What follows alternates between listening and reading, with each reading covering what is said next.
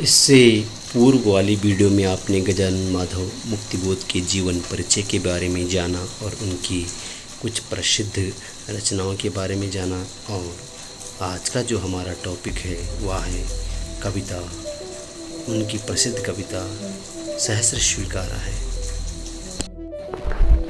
यह कविता उनकी प्रसिद्ध कविता संग्रह भूरी भूरी खाक धूल से यहाँ आरोह भाग 2 में संग्रहित है। कविता इस प्रकार से है, जिंदगी में जो कुछ है, जो भी है, सहर्ष स्वीकारा है, इसलिए कि जो कुछ भी मेरा है वह तुम्हें प्यारा है। प्रसंग अपने प्रिय स्नेहियों का प्यार कवि को सब कुछ सहने की शक्ति प्रदान करता है। यानी जीवन में जो कुछ सुख दुख, जो भी खट्टे मीठी अनुभूतियाँ, जो कुछ भी है, कवि इन्हें खुशी खुशी स्वीकार करता है, क्योंकि वह अपने हर श्रम को अपने प्रिय से जुड़ा हुआ मानता है। और वह कहता है कि मेरा जो सुख दुख है, मेरा जो अच्छा बुरा है, तुमने हर पल मुझे अपनाया है, तुमने मुझे प्यार दिया है, इसलिए तुमको यह सब प्रिय है। और यदि जो चीज़ें तुमको प्रिय है वह सब मुझे भी प्रिय है, इसलिए मुझे जीवन की हर स्थिति में खुशी खुशी स्वीकारा है। कभी यह कहना चाह रहा है कि उनका जो यह जीवन है यह मेरी प्रिय की देन है। आज कवि के जीवन में जो कुछ है वह सब संबोध्य प्रिय के लिए ही है। यहाँ आप देखेंगे कि खड़ी बोली है और सहस्र स्वीकार में अनुप्रास अलंकार है, भाषा अतुकांत और मुक्तक छंद है।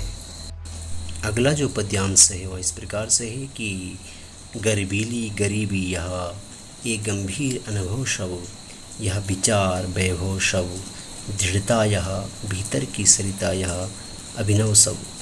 मौलिक है इसलिए कि पल पल में जो कुछ भी जागृत है, अपलक है, संवेदन तुम्हारा है। इस पद्यांश में कवि स्वयं को अभावग्रस्त किंतु स्वाभिमानपूर्ण जिंदगी का शब्द चित्र प्रस्तुत करता है। गर्बीली गरीबी यानी जो स्वाभिमान से युक्त है, विचार वैभव, विचारों की संबंधता, भीतर की सरिता यानी भाव रूपी जो सरिता है, जो नदी है, वह मौलिक है। 2 बार कहकर अपनी बात में दृढ़ता दी है। पल पल में पुनरुक्त प्रकाश अलंकार, जिसे मैं बाद में बताऊंगा। यहाँ हम देखते हैं कि कवि कह रहा है कि अपनी अभावों की ज़िंदगी पर उसे गर्व है और इस जीवन को जीते हुए उसे जो गहरे अनुभव मिले हैं, उसके विचारों और चिंतन को संपन्नता मिली है और उसके व्यक्तित्व की दृढ़ता, उसके मन के भीतर जो भाव की सरिता है, जो भाव रूपी जो उनकी नदी बह रही है, वह सब कुछ नया है और उसका अपना है, यानी उसका अपना एक मौलिक चिंतन है। वहाँ किसी भी प्रकार की नकल या बनावट नहीं है। इसीलिए कि पल पल में जो कुछ भी जागृत है, अपलक है, संवेदन तो तुम्हारा है। अभी उसने संवेदनाओं की धरातल में जो भी उसने प्रेम पाया है, यह सब कुछ उसके जीवन में जो भी मिला है, यह सब उसके प्रेरणा के कारण है, उसके प्रिय के प्रेरणा के कारण है। अर्थात कवि के जीवन में जो भी सजग है, अपलक है, जो कुछ भी स्थिर है, वह सब प्रिय की प्रेरणामयी और संवेदनामयी अनुभूतियों का फल है। हे प्रिय, तुम्हारी संवेदना ही मेरी उपलब्धियों का मुख्य स्रोत है। मेरे जीवन में जो कुछ भी अच्छा बुरा है, वह सब तुम्हारा ही संवेदन, उन सब में एक प्रकार से तुम्हारा ही संवेदन मौजूद है, तुम्हारी अनुभूति मौजूद है। और वह कह रहे हैं कि जो कुछ भी उनके जीवन में है, आज जो विचारों की दृढ़ता है, व्यक्तित्व की जो दृढ़ता है, वह सब कवि के प्रिय के कारण ही है। यहाँ हम कुछ विशेष अगर देखें तो विशेष में आप लिख सकते हैं, प्रिय की संवेदना का तरल अमूर्त बिंब प्रस्तुत किया गया है। भाषा साहित्यिक खड़ी बोली है, मुक्तक छंद है, गर्वीली गर्वी में अनुप्रास अलंकार है। भीतर की सरिता भावों रूपी सरिता में रूपक अलंकार है, मौलिक है, 2 बार अपने विचारों को दृढ़ता प्रदान की है, अपने कथन को प्रभावित करने के लिए 2 बार कह दिया है। यहाँ पल पल में पुनरुक्ति प्रकाश अलंकार है। गर्वीली गर्वी में आप देखिए, गर्वीली प्रविशेष है और गरीबी विशेषण है। कवि इस पद्यांश में अपने जीवन के प्रत्येक क्षण को अपने प्रिय से जुड़ा पाता है। वह स्वयं को हर समय प्रिय के निकट पाता है। तो इसी बात का यहाँ इस पद्यांश में वर्णन किया गया है। अब हम पद्यांश को एक बार पढ़ करके पुनः उसकी व्याख्या प्रस्तुत करने का प्रयास करते हैं। जाने क्या रिश्ता है, जाने क्या नाता है, जितना भी उड़ेलता हूँ भर भर फिर आता है। दिल में क्या झरना है, मीठी पानी का सोता है, भीतर वहाँ ऊपर तुम मुस्काता चाँद, ज्यों धरती पर रात भर, मुझ पर त्यों तुम्हारा ही खिलता वहाँ चेहरा है। यहाँ कभी अपने संबोध्य से कह रहा है। अब संबोध्य से आप प्रिया को लगा सकते हैं। बेशक इन्होंने प्रिया का कहीं पर नाम नहीं दिया है, लेकिन कहीं न कहीं संबोध्य रूप में इन्होंने जो है प्रिय को रखा है। हे प्रिय, मैं नहीं जानता कि तुम्हारे और मेरे बीच में क्या संबंध है, क्या ऐसा नाता है, क्या जुड़ाव है तुम्हारा और मेरा, नहीं समझ पा रहा हूँ। और मैं अपने मन के इस प्रेम को, जितना मैं भावों को बाहर निकालता हूँ अपनी रचना के माध्यम से, अपने शब्दों के माध्यम से, उतना ही वह मेरे मन में फिर भर आता है। जितना मैं बाहर उड़ेलता हूँ उतना मेरा अंतःकरण फिर से प्रेम से भर जाता है। ऐसा लगता है कि दिल में क्या झरना है। तो वह सोचने पर विवश हो रहा है कि उसके हृदय में कोई प्रेम का झरना बह रहा है।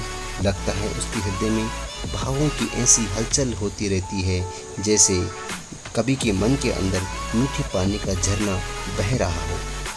यहाँ श्रोता का अर्थ झरना है और झरना का अर्थ भी श्रोता है।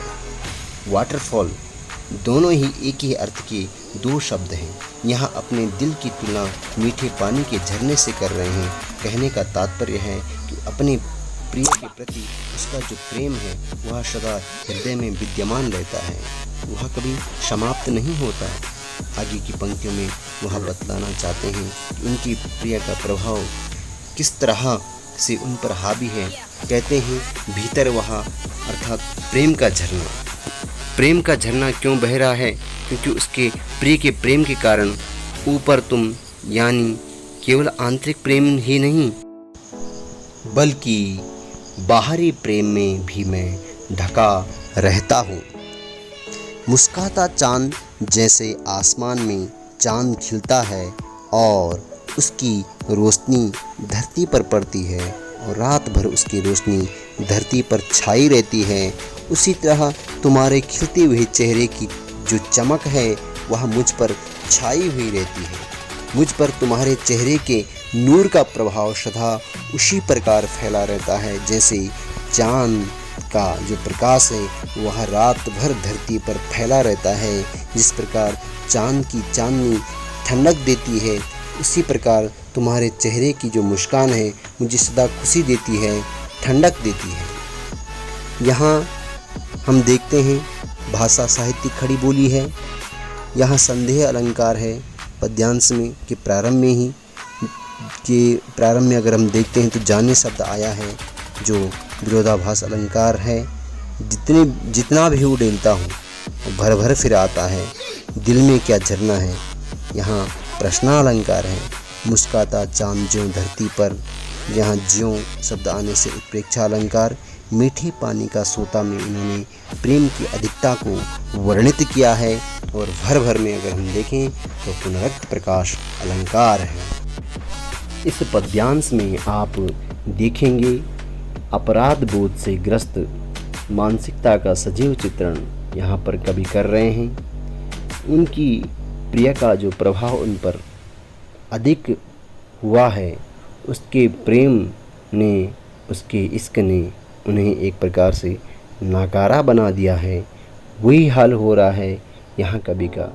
वह कह रहे हैं कि उनकी प्रिय का प्रेम उन पर इतना अधिक है कि अब उनसे अपनी स्थिति सहन नहीं हो पा रही है। कहीं न कहीं उनके मन में यह अपराध बोध घर कर गया है। कह सकते हैं कि वे किस तरह से अपने प्रिय के प्रेम में डूब गए हैं, वह उस प्रेम से अब निकलना चाहते हैं। तो अपराध बोधग्रस्त मानसिकता का इस पद्यांश में सजीव चित्रण किया गया है। यह पद्यांश इस प्रकार से है कि सचमुच मुझे दंड दो कि भूलूं मैं तुम्हें भूल जाने की दक्षिण ध्रुवी अंधकार अमावस्या शरीर पर चेहरे पर अंतर में पालूं मैं, झेलूं मैं उसी में नहालूं मैं। कहते हैं कि मैं तुम्हें भूल जाना चाहता हूँ और मैं तुम्हारी विस्मृति का एक ऐसा घना अंधेरा चाहता हूँ जैसे दक्षिण ध्रुव पर अंधेरा होता है, यानी साउथ पोल पर 6 महीने सूरज नहीं निकलता तो अंधेरा छाया रहता है। और उस अमावस में, क्योंकि अमावस खुद ही काली रात होती है और उसके साथ दक्षिण ध्रुव का अंधेरा जोड़ देने से एक प्रकार से वह बहुत घना अंधेरा हो गया है। तो यहाँ भी कह रहे हैं कि मैं जानता हूँ कि तुम्हें भूल जाने का दुख मुझे बहुत होगा, लेकिन मैं तुम्हारी विस्मृति के घने और घुप अंधेरे में, घना अंधेरा या घुप अंधेरे में खो जाना चाहता हूँ। नहा लूँ अर्थात खो जाना चाहता हूँ, विलीन हो जाना चाहता हूँ अपने चेहरे पर, शरीर पर। न केवल आंतरिक रूप से मैं तुम्हें भूल सकूं, बल्कि तन मन में उस पीड़ा को महसूस करना चाहता हूँ। मैं झेल लूँगा उस पीड़ा को, बस तुम मुझे यह पीड़ा दो कि मैं तुम्हें भूल जाऊँ। कभी ऐसा क्यों ऐसा करना चाहते हैं? इसलिए कि तुमसे ही परिवेष्टित आच्छादित रहने का रमणीय यह उजेला अब सहा नहीं सहा जाता। उनका कहने का तात्पर्य है कि अर्थात परिवेष्टित का तात्पर्य है चारों ओर से घेरा हुआ, अर्थात आच्छादित यानी ढका हुआ, पूरी तरह से ढका देना या ढक देना, रहने का रमणीय अर्थात जिसमें रम जाते हैं। इसलिए ऐसा चाहते हैं कि तुम्हारा यह उजाला, तुम्हारे प्रेम का यह प्रकाश मेरे मन को मोहता है, मेरे मन में ऐसा रम गया है कि वो यह मेरे व्यक्तित्व को पूरी तरह से चारों तरफ से घेरे हुए है और मुझ पर छाया हुआ। अब मैं इस बंधन में और नहीं रह सकता। मुझसे यह उजाला, यह प्रकाश नहीं सहा जाता। शब्दों के क्रम को यहाँ वहाँ करने से दोनों पंक्तियों में इन्होंने अपनी बात को बहुत, जो असहनीयता का जो प्रभाव है उसको और गहरा कर दिया है। यहाँ वे चाह रहे हैं कि अब इस प्रेम के प्रकाश को सह नहीं पा रहे हैं और कल्पना लोक से निकलकर यथार्थ धरातल में जीना चाहते हैं। जो हम देखते हैं, भाषा इस पद्यांश में खड़ी बोली है, मुक्तक छंद है, संबोधन शैली का इसमें प्रयोग किया गया है, साथ में रूपक अलंकार है, परिवेष्टित और आच्छादित में स्वर मैत्री भी है। साथ ही साथ यहाँ देखें तो अंत्यानुप्रास भी है, जो अनुप्रास का एक भेद है। तत्सम शब्दों का यहाँ पर प्रयोग किया गया है। ममता के बादल की मंडराती कोमलता भीतर पिराती है, कमज़ोर और अक्षम अब हो गई है आत्मा यहाँ, छटपटाती छाती को भवितव्यता डराती है, बहलाती सहलाती आत्मीयता बर्दाश्त नहीं होती।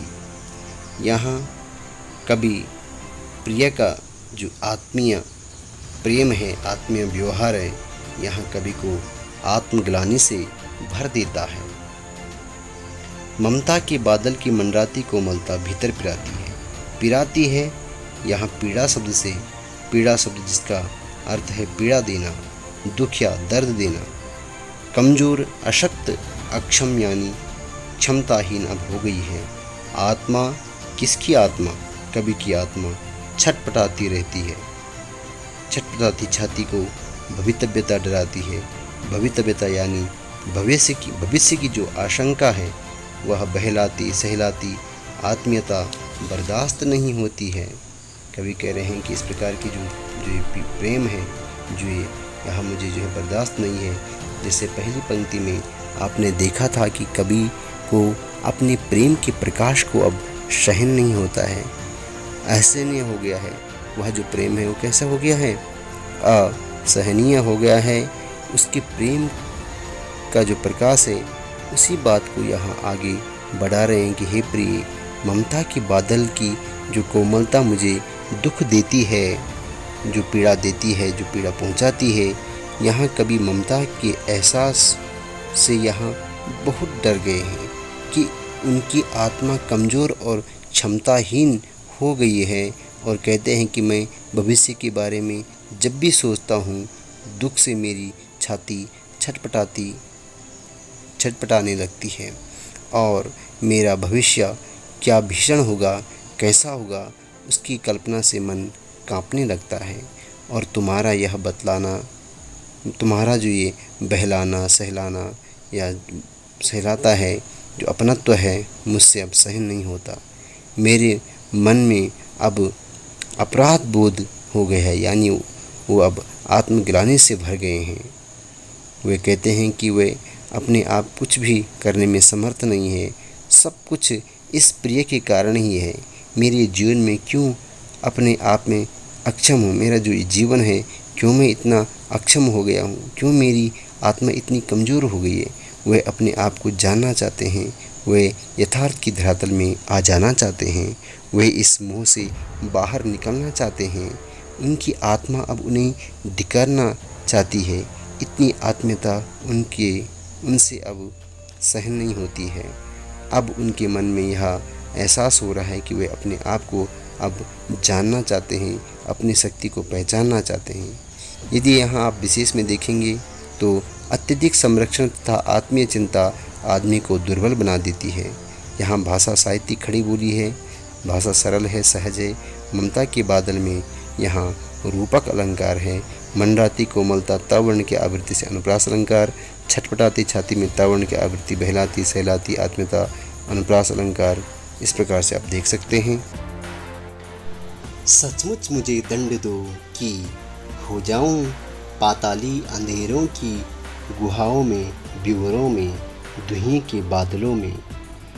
बिल्कुल मैं लापता कि वहाँ भी तो तुम्हारा ही सहारा है। कभी इस काव्यांश में यह कहना चाहता है कि वह अपने प्रिय के अस्तित्व के प्रभाव से अपने अस्तित्व को पूरी तरह मिटा देना चाहता है। कभी कह रहे हैं कि पाताली अंधेरे में पाताल हो तो पाताल होता ही है। पाताल में क्या कभी सूरज आता है? वहाँ तो घनाघोर अंधेरा है, वहाँ अंधकार है।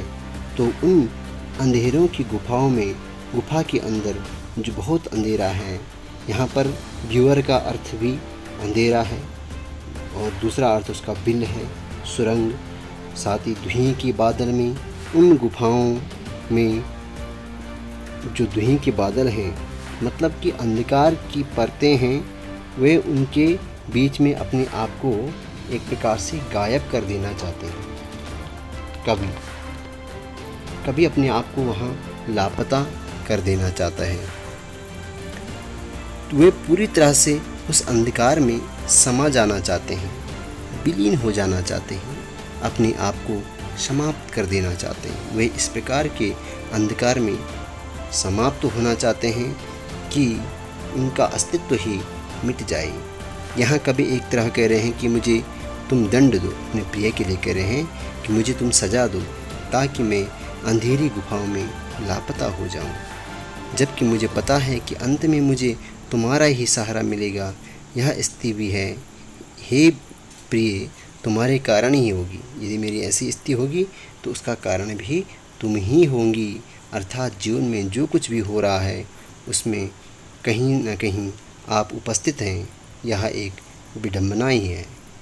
इस काव्यांश में अगर देखें हम, कवि ने काव्यांश में लिखा है कि अपने व्यक्तित्व के निर्माण में प्रिय के योगदान को स्वीकार किया है। जो ये दूसरा पद्यांश है और अंतिम पद्यांश है, इसमें लिखा है इसलिए कि जो कुछ भी मेरा है या होता सा लग रहा है या संभव है, जो कुछ मेरा अभी तक हो सकता था और जो मेरा है वो भविष्य में जो होगा, वह सभी तुम्हारे ही कारण से ही संभव है। हे प्रिय, तुम्हारी ही प्रेरणा से ही संभव जो ये मेरी सारी अभिलाषाएं हैं, ये कहीं ना कहीं मैं समाप्त कर देना तो चाहता ही था, लेकिन ये तुम्हारा जो अस्तित्व है मुझे छोड़ता नहीं है।